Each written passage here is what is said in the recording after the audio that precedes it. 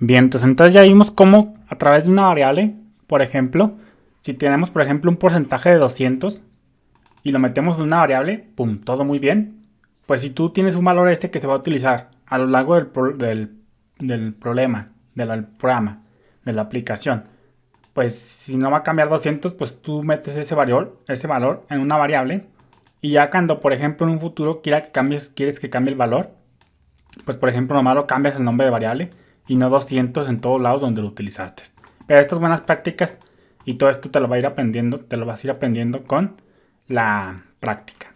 Y normalmente, pues por ejemplo aquí imagínate que el porcentaje, ahora sí, asumiendo que nunca va a cambiar, se puede convertir a lo que se conoce como un literal constante o constante. Simplemente las constantes como matemáticas es algo que no cambia. Por ejemplo, el pi 3.1416, pues es un ejemplo de pi, es un ejemplo de constante que no cambia tanto en matemáticas como en programación. Entonces, si tú usas literales constantes, las buenas prácticas dicen que debes usar en este caso puras mayúsculas,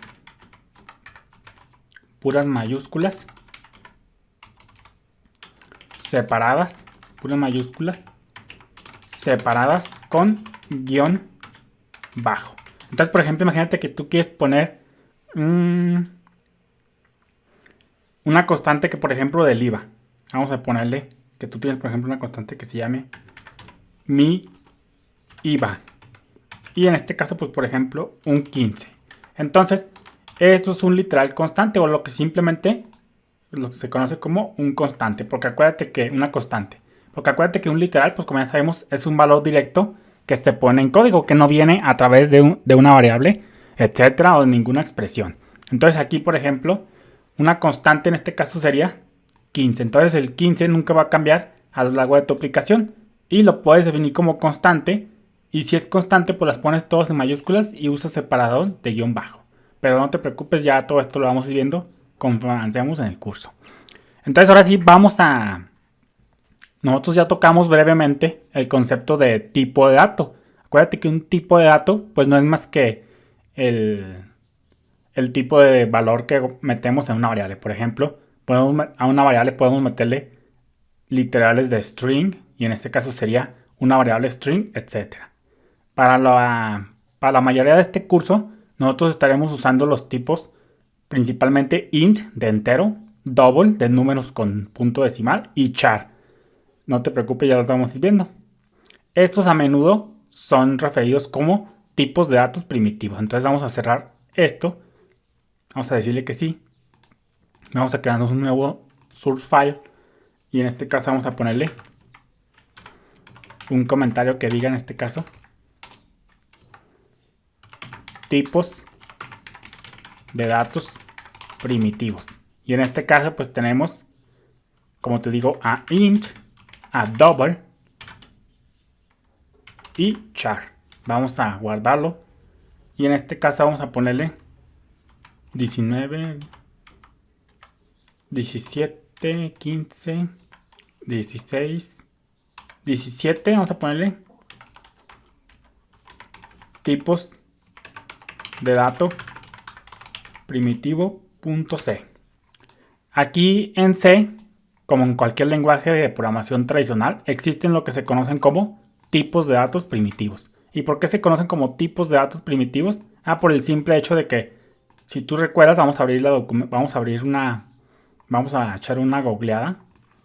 Vamos a inventar en este caso primitivo. Dice que pertenece al origen o primeros tiempos de una cosa. Y efectivamente eso mismo es acá en programación y por eso se llaman así. Porque en este punto se puede decir que int, double y char, en este caso en el lenguaje C, estos tipos de datos siempre han existido desde que se inventó el lenguaje C. Por ejemplo, ya cuando trabajamos con programación orientada a objetos, pues nosotros a menudo creamos clases para crear objetos. Pero esos clases no son primitivos porque esos no fueron creados desde un principio cuando se creó el lenguaje, sino que esos los definimos constantemente. Nosotros los definimos después. Entonces, pues por eso se llaman tipos de datos primitivos, porque son los nativos, es decir, propios del lenguaje de programación, que siempre han existido. No nos los inventamos nosotros, sino que ya cuando se creó el lenguaje de programación, en este caso C, ya existían. Entonces, Esos son los tipos primitivos. Y por ejemplo, cuando definimos clases en un lenguaje, por ejemplo, de PHP, pues por ejemplo, si creamos la clase persona, ese tipo de dato persona no es primitivo porque nosotros lo creamos después de que se creó el lenguaje, es decir, código propio por nosotros. Cada tipo de dato, como ya sabemos, define, en este caso, literales de ese tipo. Cuando nosotros declaramos una variable para hacer de un tipo de dato particular, como ya sabemos, nosotros realmente estamos diciendo qué tipo de literales, qué tipo de valores vamos a almacenar en esa variable. Por ejemplo, si nosotros declaramos la variable, por ejemplo, número, vamos a ponerle int, vamos a poner en este caso, bueno, por ejemplo, int, pues tú le pones una variable, por ejemplo, que se llame num y le pones int, entonces nosotros le estamos diciendo que la variable número va a ser de cualquier tipo entero constante, por ejemplo, 25, etcétera. Fíjate, vamos a poner, voy a pausar el video. Si nosotros nos creamos una variable que sea una variable en este caso, int, y le ponemos número, pues aquí estamos indicando, vamos a decirle, estamos diciendo que la variable número tendrá valores, en este caso, que pueden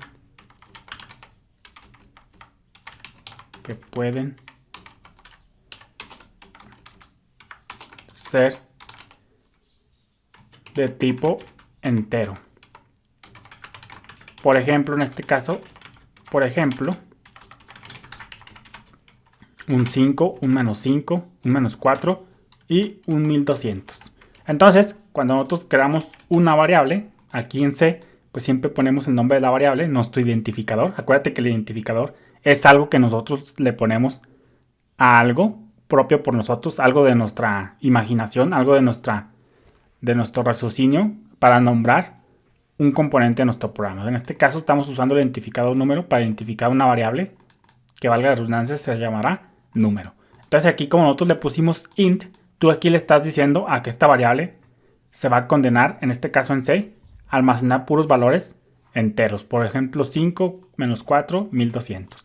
Lo más normal al principio es ponerle un literal, pero tranquilamente le puedes poner, asignar otra variable. Pero esa variable tiene que seguir siendo respetado, que sea del tipo entero.